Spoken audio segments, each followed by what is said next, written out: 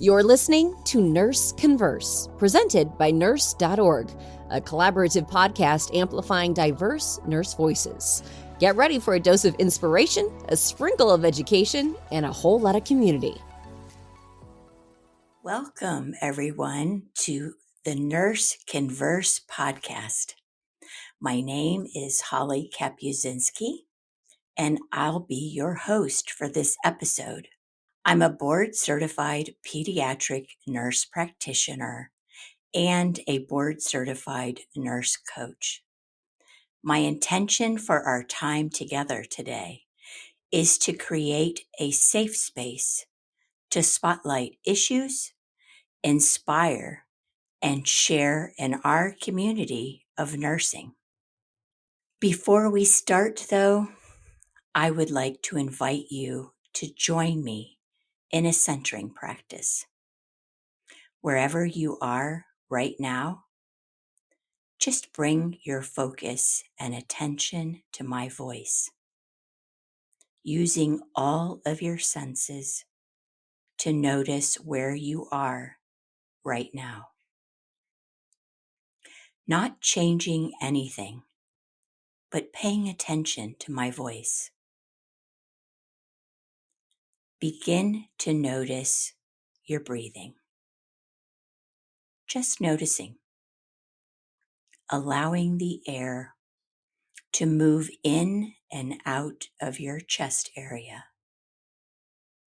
Maybe breathing a little bit longer and deeper, finding a rhythm that's just right for you.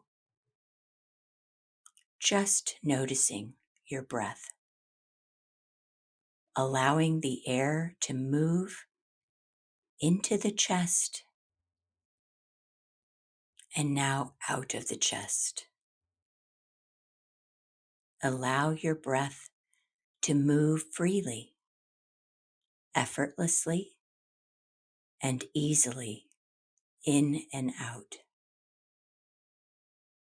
Just notice the movement. One last breath into the chest and now out. Thank you for taking the time to do that exercise with me. I often get asked, what is a nurse coach? Oh, I know. You mean you coach other nurses? Well, I absolutely love these questions.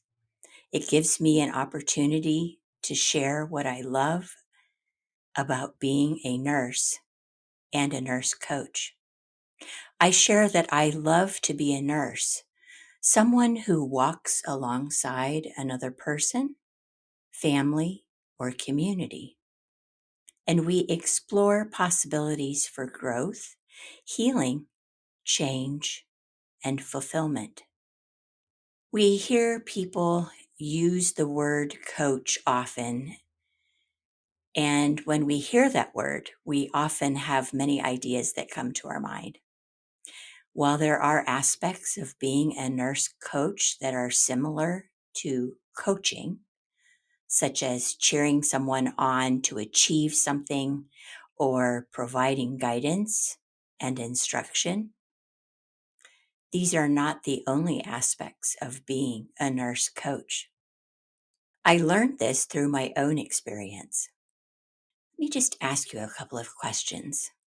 Have you had a vision for your life?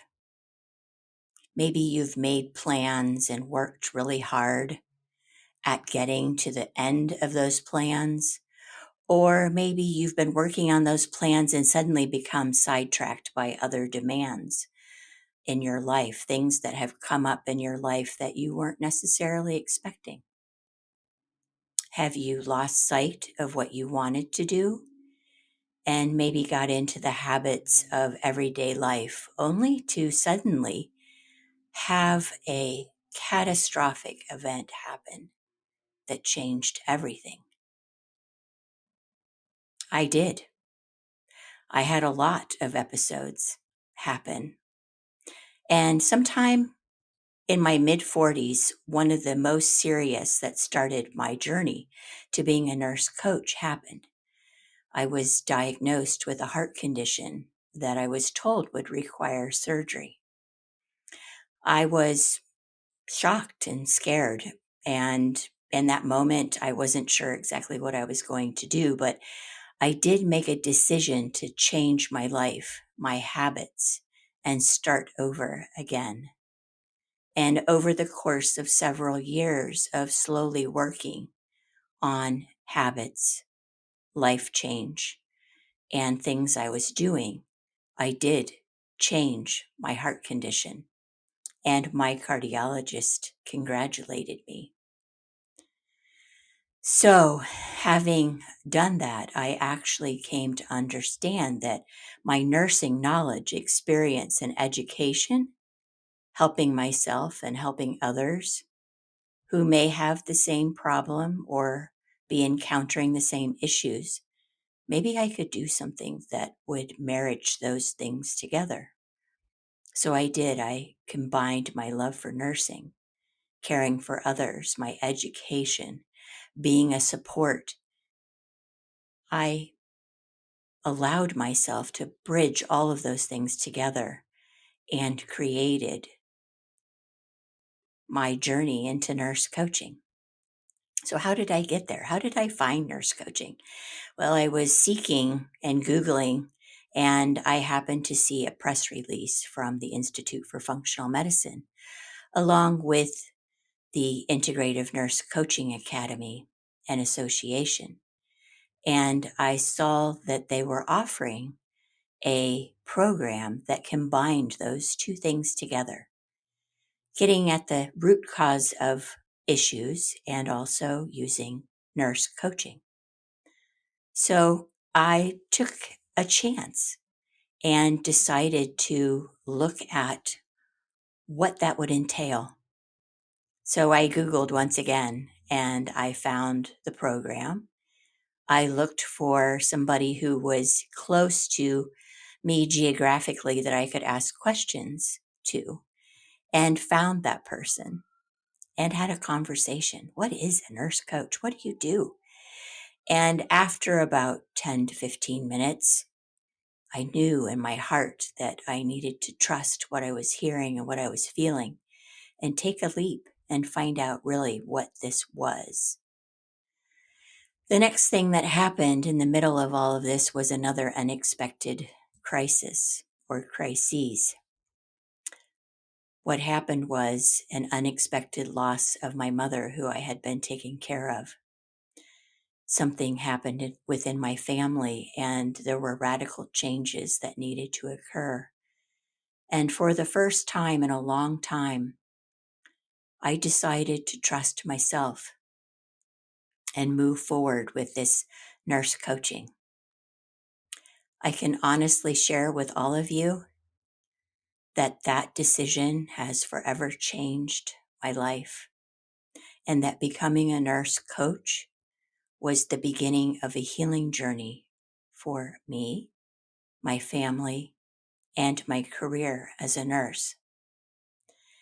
This journey started with healing me, learning to listen to myself again, learning to accept myself and see possibilities instead of concrete walls. I learned to look at life differently, to open myself to new ways of being, and to turn internal prisons that I had created for myself with no doors into windows. And I left feeling that I had new ideas and new choices and new possibilities. And I also learned that I was the only one who could change. And more importantly, I have no power to change anyone else as a nurse or as a nurse coach. So I took a deep breath and I let go of being an expert, and I embraced mystery and the unknown, so that when I work with others, I don't have to have all the answers and I don't have to tell people what to do.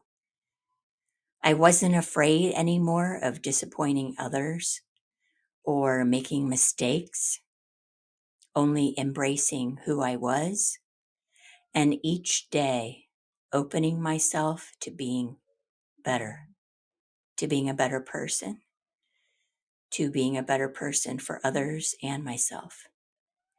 So I left my certification program. I passed my certification board and I took the next big leap, which was to open up my own nurse coaching private practice, Life Cycle Balance, in 2018. And as I'm sure you can see behind me are my wheels. And that comes from my bike that I had for over 40 years that I purchased for myself when I was 16, lovingly known as Red.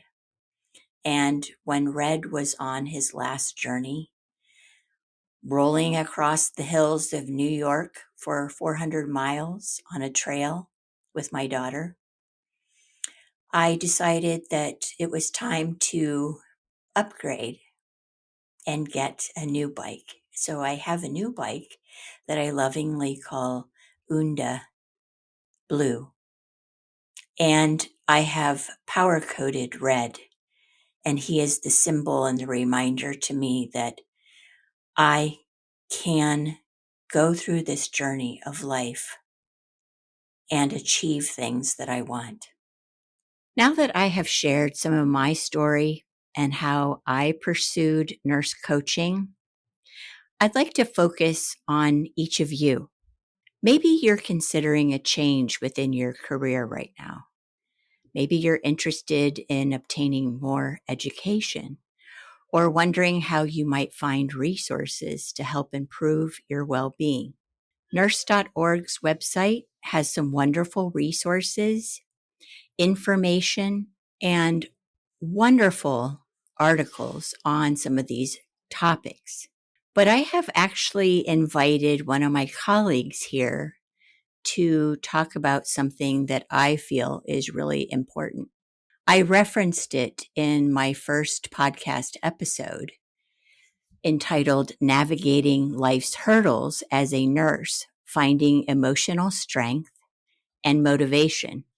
There's a well-being toolkit entitled Promoting Nurse Health and Well-being, available to all nurses in both English and Spanish, which you can find in the Resources tab on the American Holistic Nurses Association website. And I'm so excited about this toolkit that I wanted to invite my colleague, Wendy DeGraffenried, here today to talk about it. I wanted to bring up, how was it developed? Who is it for? And why might we need it right now? So let's just talk a little bit about the background of the toolkit before I introduce Wendy. And why is it urgently needed today? In 2019, the National Academies of Medicine released a report entitled Taking Action Against Clinical Burnout, a Systems Approach to Professional Well-Being. A 2022 follow-up report entitled The National Plan for Health Workforce Well-Being explores the scope, consequences, and contributing factors of clinical burnout. High rates of clinical burnout have a direct effect on patient safety and quality. And I would also say that it has a direct effect on those caring for patients. And one of the areas that we really wanted to work on was how do we help healthcare providers mitigate stress and help them to look at themselves, to help them take care of themselves, and consider that they are just as important to take care of as those they are caring for. So I thought it would be kind of nice for us to talk about this toolkit and where you can find it and how it was developed and how we might get it out there so that more nurses know about it and we can start to utilize it and promote it. So Wendy DeGraffenried She has a very complicated last name, somewhat like mine, so I know she won't be completely devastated since I didn't pronounce it right the first time. Um, she is a colleague of mine on the American Holistic Nurses Association's clinical practice committee, and we address everything that has to do with holistic practice. So I've known Wendy for a couple of years now, and I was very excited to find out that she was one of the spearheads for this task force who actually helped to develop and address these reports that came out. So I'd like to just share a little bit about Wendy. She has a passion for people, nature, well-being, photography, and especially life. And that's one of the things that I absolutely adore about her. Every time I have an opportunity to engage with Wendy, I find that I light up just as much as she lights up everybody else. She's currently pursuing her advanced nursing degree and is a nationally certified school nurse. And I would like to share that in 2023, Wendy received the National Certified School Nurse of the Year from the National Board for Certification of School Nurses. And also recently, she's obtained two other important recognitions. One just this year in June, actually. I can't forget that because my daughter was getting married and I didn't get to attend. So I was very sad about that. But my daughter getting married was important. So Wendy recently received the 2024 Charlotte McGuire Graduate Scholarship during the recent AHNA, or the American Holistic Nurses Association conference in Rochester, Minnesota. And she also just received the Matsu Health Foundation Scholarship. So, congratulations, Wendy. I'm so excited that you have been blazing trails and just pursuing so much goodness in the world related to holistic nursing. And I want to welcome you to the podcast. Thank you, Holly. It's a delight to be here. Thank you for sharing a little bit about the toolkit and the journey that that committee took to create that. And then just a little bit about me. It's a mirror, definitely, to hear someone tell you instead of read it in your bio. And so thank you. And I'm honored to be here today. Just delighted. So thank you. Well, I know that this topic is important to both of us. And I think that it would be important, just first of all, just to share why it is important to us. Why is this particular avenue, why are we so passionate about nurse well-being and health? And maybe you could share a little bit about that and about why personally it's important to you. Big question. I think as being an adjunct professor right now, my mind goes to the students and I teach second semester mental health practicum. And so they reflect to me often where I once was, which is in the depths of academia and learning what one professor called the nursing box. And we work really hard. And from that foundation, even before we get to nursing school, we have these innate helping abilities and helping desires. And it's through the formal education of becoming a registered nurse at no matter what level, whether it's a certification to graduate studies or advanced nurse practitioner, we all have this incredible desire and need. It really is a need to help. And so we're really helpers. But if we don't have a foundation of taking care of ourselves along the way, which that's really hard. Like, we don't even learn how to take care of ourselves in a way that we are formalized in taking care of others. And so, through this process and approaching 20 years in my practice, there have been many times through ups and downs of life where I realized that I'm actually in burnout. And it wasn't really truly I wasn't truly aware of this level of burnout until I started actually teaching it and looking at the literature.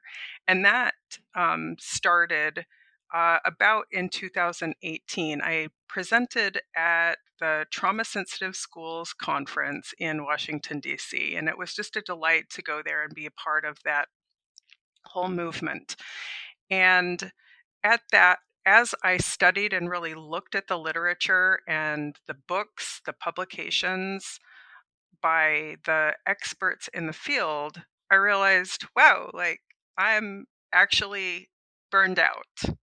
But it took me studying about it and learning about it and to be able to really assess where I was. And I remember coming back from that and teachers asking, the question, "How are you?"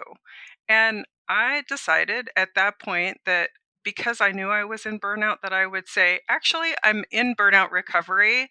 I'm doing really well, but I'm working on this, this, and this.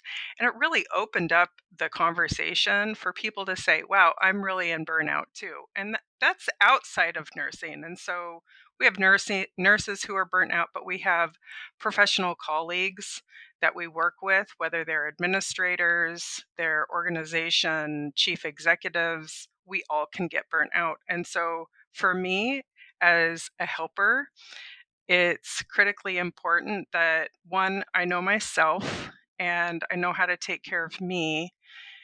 It's, like the old idiom, we got to fill our cup first before we fill others. And so that's a big part of the journey for me. Yeah, I hear you talking about how important it is that we actually recognize that maybe we have forgotten to take care of ourselves. And that was a big part of my own journey, just recognizing that over the course of caring for a family, working professionally, and just going through life, that juggling all those things, I had put myself last many, many times. And I had forgotten the importance of how do I bring myself to these situations in an important way and show up authentically. And then when I realize that I'm not taking care of myself, how can I recorrect the course? Right. So I hear you also talking about that. We need to help each other see that maybe there are some things happening in our lives that are not helping us to be the best versions of ourselves. So gently encouraging one another, right, to be there for one another. I had nobody telling me, that I was on the wrong path. I just had put on a great face and shared that I was okay and I'm going to march forward and I can do this. I'm going to just have a stiff upper lip and just keep on going forward. And all the while becoming more and more depleted until I really did feel like I had put myself inside of a box, as you're describing. It's so hard to understand the implications of burnout, compassion fatigue, vicarious trauma, unless you've actually read an article. And there are an astounding amount of articles, both academic level, research level, along the spectrum of nursing students. And in graduate studies, that's a big part of my research, is looking at what do we know about what nursing school does to nursing students. And it was, I was interested to discover that there was a term that one article, and I don't have that article, but they talked about the ecology or the evolution of nursing burnout. And they actually identified that that burnout starts in nursing school. And so that intrigues me. And so a lot of my work right now in graduate school and having access to some nursing students is to help them understand that nursing burnout can happen and that they can have a plan. And so I've created a beautiful module that begins in their second level of nursing school in the mental health, nurses caring for behavior and mental health disruptions. And so outside of learning about mental health and diagnoses and the medications that go with those scenarios and so forth, they actually are learning to take care of themselves. They learn to identify in different areas of what's important to them and set some goals. And then I introduce some evidence-based mindfulness visualization practices. There are articles and studies that have been done that parallel or align with what I'm doing. And so this module that I have introduced in this class is evidence-based. And so it very much pleases me to know that when my students on a weekly self-reflection can say that they did this, or this, they might use 478, they might use square breathing, or any of the number of strategies that they're introduced to, that it helped them at clinical, or it helped them when they were feeling overwhelmed before they went into a test. And so this movement has begun, it is started, and it is moving forward. But what do we do about the nurses and the healthcare providers, all those who are in the helping industry? It isn't just nurses per se, but how can we introduce them to the concept of being burnt out, identifying it in the early stages, or knowing about it before they even get burnt out? And that's what this toolkit is all about. That's what we did to answer the call from the National Academy of Medicine when they had 15 key points that they really wanted to emphasize. We took those key points and we really tried to understand what they were asking. And then the 2 years from the inception of this committee to when we had it published was about 2.5 to 3 years. We went through COVID, and so it was difficult at times.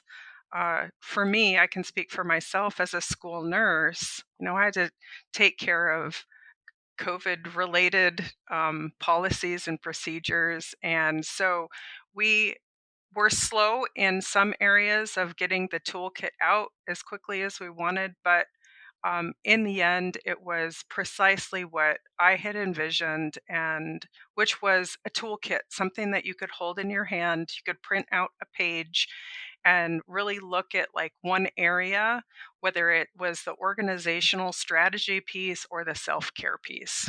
And I look forward to sharing all of that as much as we can today in this podcast. So I want to just address the actual topic of burnout. So that's like the term that's going around, and you hear it on social networks and amongst nurses themselves. That's like the big buzzword.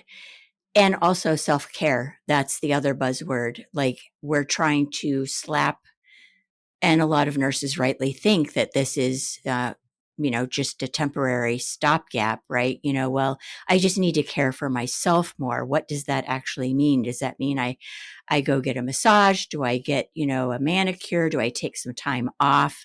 There are all these ideas about what that actually means. And while those are great suggestions, and I would recommend them for anybody who enjoys those activities, what we're talking about has to go a little bit deeper. We're really talking about getting at the heart of what it means to be you, and how you may have lost a part of yourself in the doing activities and in the pressures of life and in taking care of other people. And that you have somehow lost sight of that part of yourself that really you resonate with. that makes you feel like a whole person.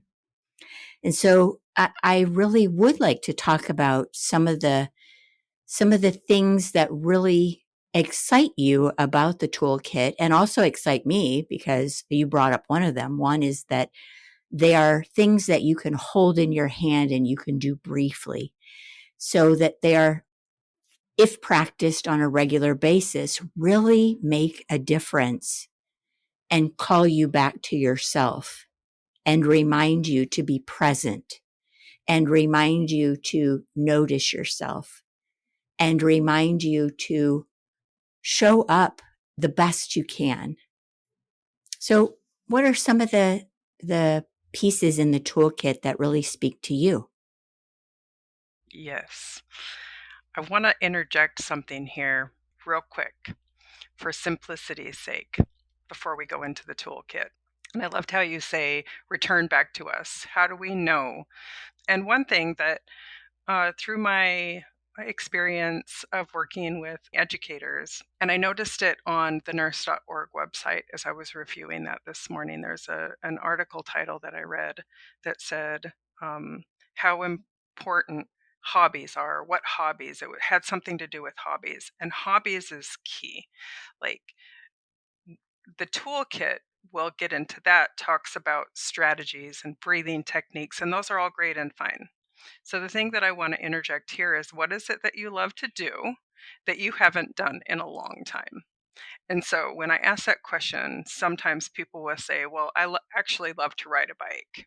And I ask, how long has it been since you've been on a bike? Well, years. Okay.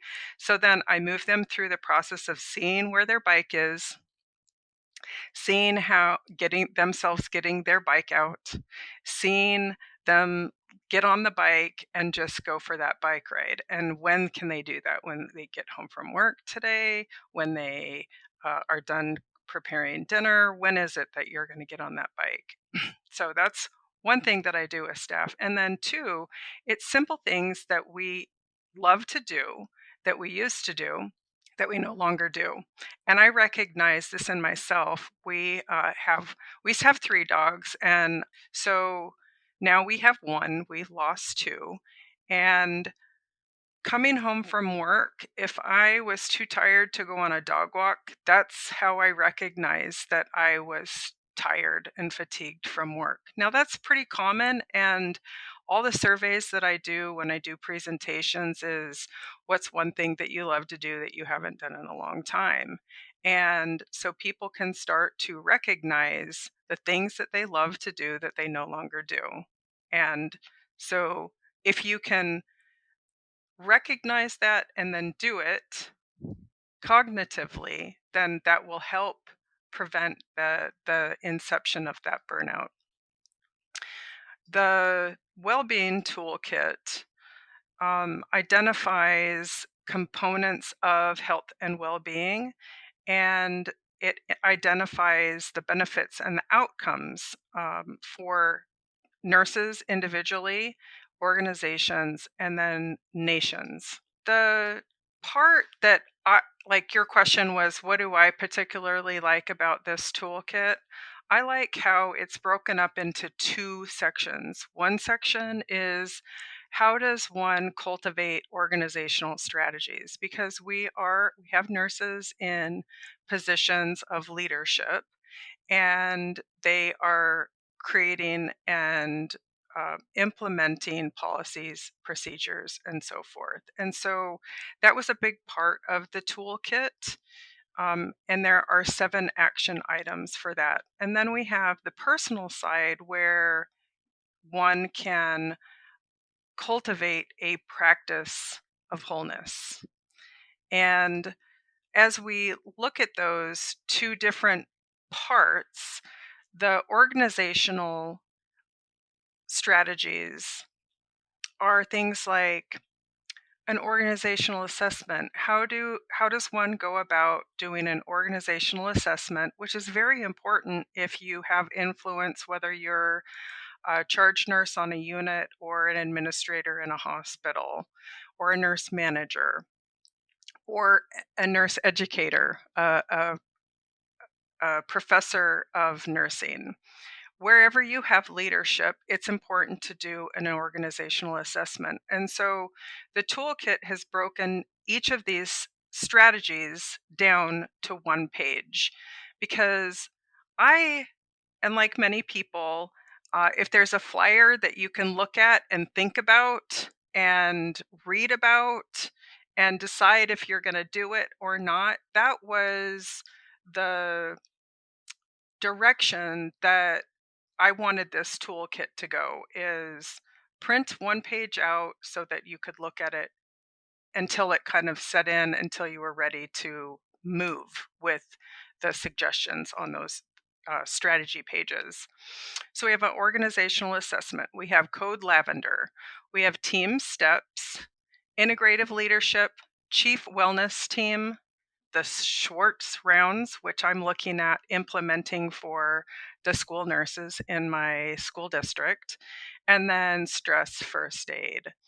And so we're not going to dive into each of those and what they are, but you will have the opportunity to go find this toolkit and look at it and see what resonates with you and where you are in your nursing journey.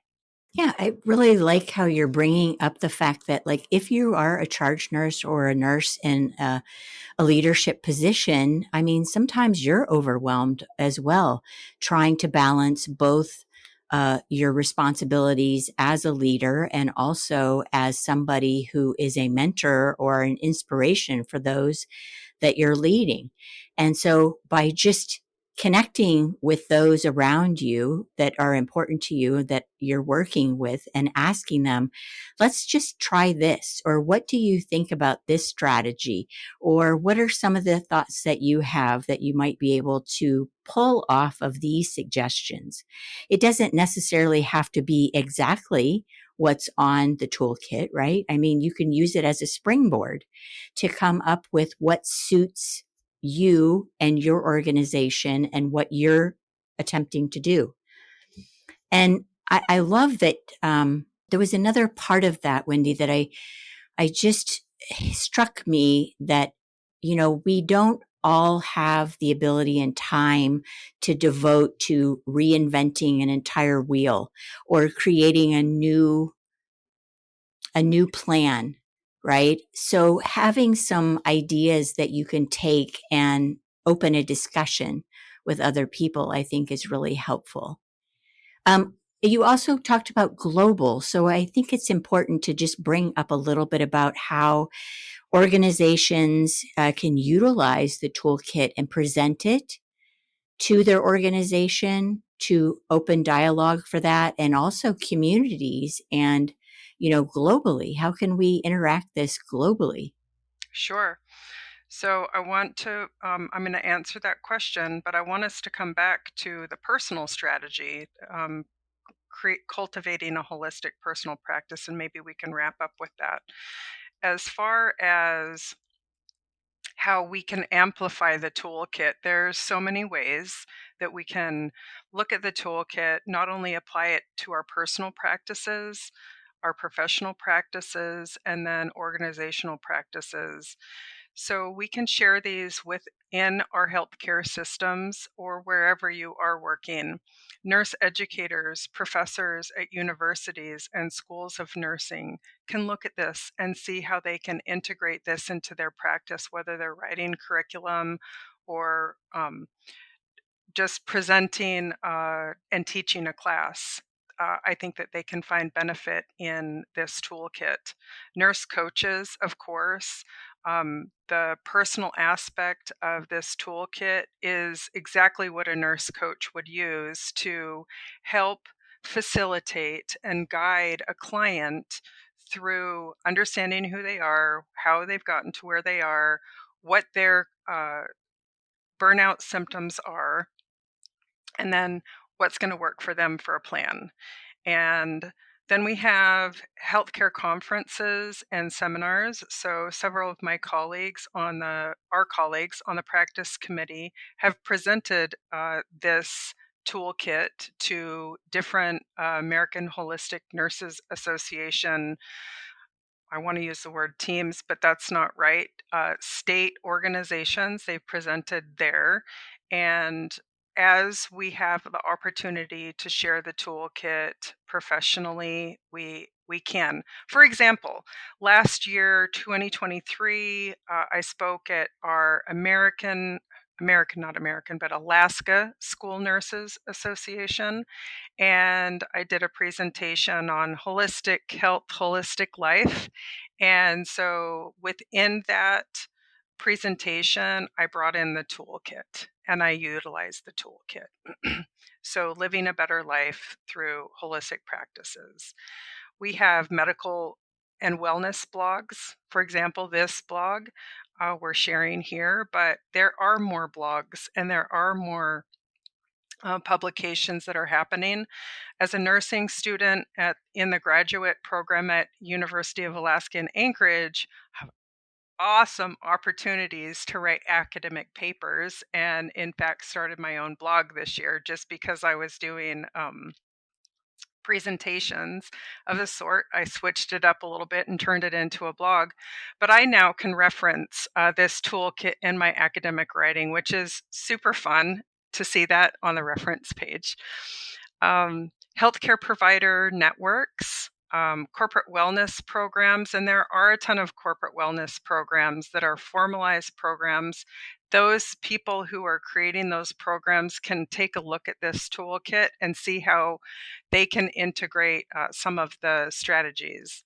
And then we have nurses associations and then healthcare communities and forums. And so really, how do we amplify it? We amplify it wherever we are is going to be the lowest hanging fruit and the easiest path for nurses to share the toolkit.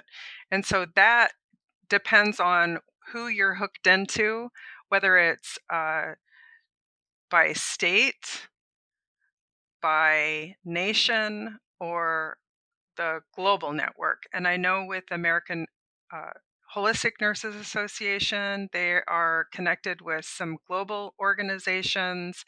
The National Association for School Nurses also has connections to global associations where nurses can go over to different countries and uh, do tours of different healthcare facilities. I haven't personally had that opportunity to do that, but I know that school nurses are very interested in what are nurses doing in different communities globally to help students of all cultures. So this is a toolkit that, I can hear a lot of nurses who may be listening, maybe nursing students, like, I'm just nobody. Like, how would I even, you know, uh, who would I go to? I mean, I can make a difference. I couldn't take this to anybody. And I would like to just offer that you have to start with yourself, right? So when we light ourselves up, when we ignite that little spark within ourselves and start to make changes within ourselves, then people start to notice. And when we feel that we are doing a little bit better, then we can be maybe braver to open up to somebody else or to share it. And we don't have to do it alone. I mean, we can find colleagues, people that are like minded, people that really have a similar heart and a desire to make things better and do it together. I really like the idea that, this is something that you could, give to your colleague who you're working with on the floor and say, I tried this and I just thought about you and would you be interested in, trying this too with me? I need somebody to kind of like do this with and not feel alone. So, several things come to mind. First of all, we do have to have a felt experience inside our bodies and minds of what the strategies do for us. For example, if I were in one of my go to strategies is 478 breathing. And it's where we take inhale for 4 seconds, hold it for 7 seconds, and exhale through pursed lip breathing for 8 seconds. And what that does is it switches the nervous system. It's like a light switch, turning off fight, flight, freeze. And it puts us into rest, digest. So if you have a felt experience with 4-7-8 breathing and it's calmed you down like that, then it's going to be that much easier for you to share it with someone else. And in fact, it's funny that we bring this up. I'm thinking about the mindfulness license, and I wonder if I have one right here. I do. Isn't that funny? I don't know that you can see this, but it's a mindfulness license for resiliency. And so it's a business card, and it is sturdy, but it has 5 strategies on it. And when I was at the middle school, I created these because that was my first go-to, is calming the nervous system down before I tried anything else. And I always ask the kids permission, are you interested in trying to get rid of this headache in under 5 minutes? And they're like, yeah, sure. So there were strategies that we tried, and we always used before and after assessment. But once they felt that experience, I said, now you have a license to be able to share this with others. And I encourage them to do. And then on the back, of course, you have assessing. So how much does it hurt, or how uncomfortable are you? And then do the strategy, whichever one you choose, and then reassess afterwards. And so we have to know what it feels like before we can share it with others. So you can be interested in this, and that's just having an interest or even the curiosity. You can start with curiosity, like, I've never actually done any kind of formal breathing strategy. And so once you have a felt experience, then it might motivate you to do that. And then there's formal practices where you say, okay, don't have anxiety right now, or I'm not in burnout right now, but I want to meditate 5 minutes a day because research says and shows. And then you can go from there. And that has been my journey for over 20 years, is having a felt experience of chi in my hands to recognize that I was more than my body. And so it was from that felt experience of pulling the chi. Some of our listeners may understand that. Pulling the chi is where you kind of can feel your aura or your energy field. So you pull it out and then push it back. And when I felt the little tingly or that magnet sensation, sometimes we call this magnet hands when I'm working with kids, because they know what that feels like, to propel and to pull magnets. And that's what it feels like. So once I felt that experience, I knew that I would be interested in studying this for the rest of my life.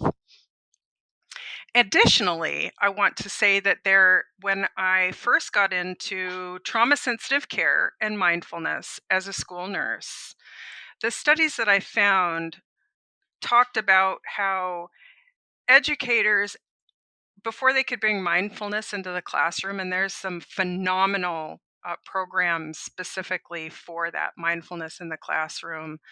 I could go on and on about how awesome they are, but they talk about how the articles talk about how in order for a teacher to bring those types of strategies and programs into their classroom, that they actually have to have that felt experience.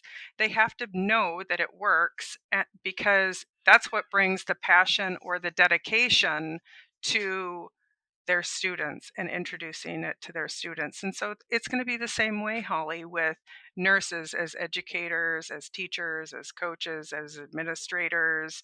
We have to know how that feels and why that's going to be important. And that's what really motivates me, is because outside of the articles, and there are so many articles, academic research studies that show how integrating either mindfulness or body awareness or visualization, meditation, how that calms the nervous system, that we have to have that felt experience. So yes, I encourage, and I'm going to point to the toolkit now. The holistic personal practice, it enhances self-care. So when you go to that, there are hyperlinks on a one-page resource, and I'm so proud of this resource page because you can upload it on the web or download it as a PDF, and once you have that, you can click on that. So the hyperlink will take you to how to do that specific strategy, or it'll take you to an assessment. So if you've never done an assessment like the professional quality of life, I recommend that that's the first thing that any practitioner of mindfulness do, is go see where you are.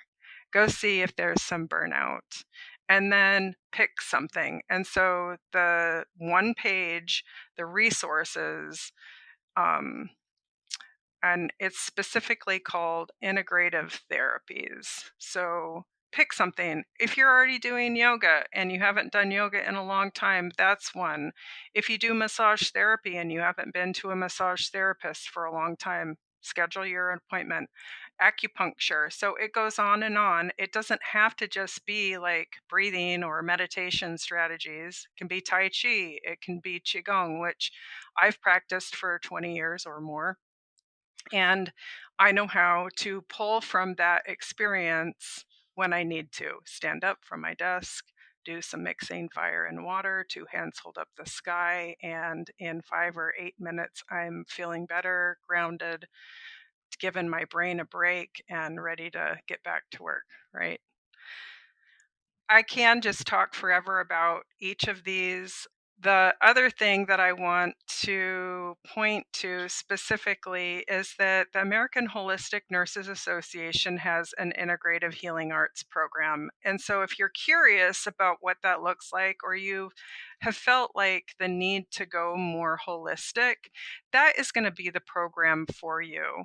And there is an entire page for that. And what that will do is it will link you to all the practices of practicing holistic nursing. And basically, it's everything that we know as nurses, but adding on, say, some spiritual care or some energetic care. And we are energetic beings. We forget that. But it going through a program is a formal way of introducing yourself to therapeutic practices. Wow. I just really think that this has been wonderful to bring the toolkit to light. And I hope that everybody will take an opportunity to go and find the toolkit. You can find it on the American Holistic Nurses Association website under resources. You can also find out what holistic nursing is. And Wendy and I have talked about that a lot, both personally and professionally, and how we use that within our practices. Just a couple of key takeaways that I think are really important. It starts with desire and curiosity. You sometimes have to become so sick and tired of being sick and tired of feeling overwhelmed and starting to question what might be different. How might I be different? How might my life be different? What can I do in order to bring some of that difference to light? Engaging in some of that reflective thought about who do I want to be? What have I lost within myself, and how can I regain that? And then starting small, just piquing your curiosity and trying one thing, just reading through that list and picking one thing, and then asking a colleague or somebody that you care about to do it with you so that you're not doing it alone, and building upon each of those so that you reignite that spark and that light within yourself. I know that my life has forever changed just by integrating some of these practices in my daily life. And I'm much more aware now when I start to fall into a trap of not engaging in being full, so to speak. So I start to notice where I'm depleted and where I can take turns bringing more life and energy into my life. And as all of you can see, it's one of those ways is through my bike. I absolutely love cycling, and it kind of reinvigorates everything about my being. So thank you, Wendy, for being here. Could you just share a little bit about how people can find you?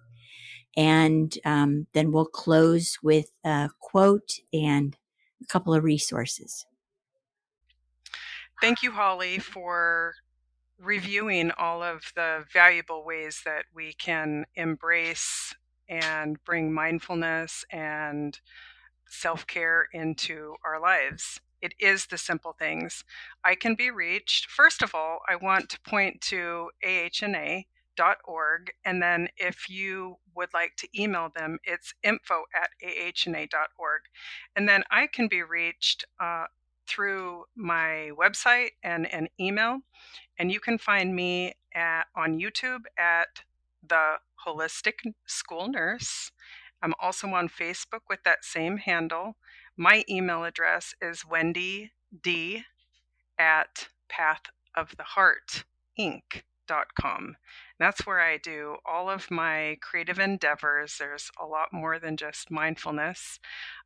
That's how I take care of myself. So I'd love to hear from anyone who is interested in developing a holistic self-care practice. I'm open to having that dialogue. And I think that I got everything. Thank you, Holly. I appreciate the opportunity. If you have any questions about this toolkit, please email AHNA or me directly.